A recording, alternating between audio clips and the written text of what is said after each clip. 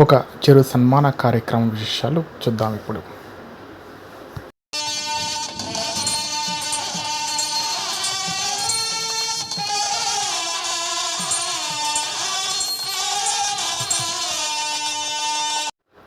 ప్రభుత్వ జూనియర్ కళాశాల భద్రాచలంకు ప్రిన్సిపల్గా ఇటీవల కాలంలో బదిలీపై వచ్చినటువంటి వెంకటేశ్వర గారిని ప్రభుత్వ ఉన్నత పాఠశాల భద్రాచలం హెచ్ఎం గారైనటువంటి పద్మజ మేడం గారు ఈరోజు మా పాఠశాలలో ఘనంగా సన్మానించడం జరిగింది.